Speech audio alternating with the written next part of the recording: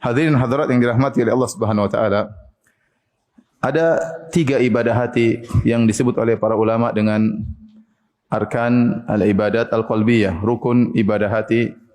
Yang 3 ibadah hati tersebut adalah al-khauf wal raja wal mahabbah, yaitu rasa takut kepada Allah, berharap kepada Allah dan rasa cinta kepada Allah Subhanahu wa taala. Masing-masing ini ibadah yang agung. Ya, takut kepada Allah ibadah yang agung. Berharap kepada Allah adalah ibadah yang agung dan cinta kepada Allah juga merupakan ibadah yang agung. Sering kita dalam kehidupan kita sehari-hari tatkala beribadah, kita bisa menggandengkan, merangkai antara khauf dan raja. Ya, dan ini adalah suatu yang sangat indah tatkala seorang beribadah kepada Allah, dalam hatinya ada al-khauf, takut kepada Allah, dan juga ada ar-raja. Dan inilah ciri orang-orang saleh, ya. Kata Allah Subhanahu wa taala misalnya dalam Al-Qur'an, amman huwa qanitun ana al-laili sajida wa qa'iman yahdharul akhirata wa yarju rahmata rabbih. Qul hal yastawi alladhina ya'lamuna wal ladzina la ya'lamun innama yatadhakkaru ulul albab. Kata Allah, dan apakah seorang yang di malam hari dia berdiri rukuk dan sujud, salat malam, ya. Kenapa? Dia takut kepada Allah. Amman huwa qanitun ana al-laili sajida wa qa'iman yahdharul akhirah. Dia takut kepada akhirat. Wa yarju rahmata rabbih. Dan dia berharap rahmat dari Allah. Di sini dia menggabungkan antara rasa takut dan harapan. Allah muji orang seperti ini. Ya, kemudian juga kata Allah Subhanahu wa taala, wa yad'unana raghaban wa rahaban. Tatkala Allah menyebutkan tentang para anbiya, Allah menyebutkan sifat-sifat mereka, wa yad'unana raghaban wa rahaban. Mereka berdoa kepada kami dalam kondisi raghaban wa rahaban, dalam kondisi berharap dan juga takut kepada Allah Subhanahu wa taala. Intinya Allah memuji orang-orang yang menggabungkan antara takut dan berharap.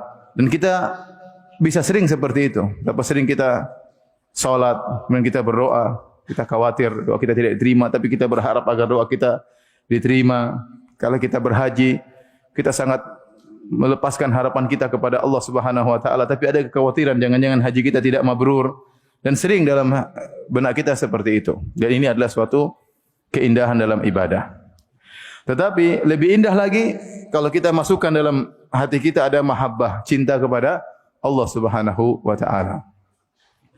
Kalau kita sudah cinta kepada Allah Subhanahu wa taala, maka tadi saya katakan di awal pengajian akan ada kelezatan yang kita rasakan tatkala beribadah kepada Allah Subhanahu wa taala. Beda antara seorang yang pergi ke masjid untuk melaksanakan salat berjamaah karena dia takut, ya. Kalau dia tidak berjamaah mungkin salatnya tidak diterima. Kalau tidak berjamaah mungkin dia berdosa, ya.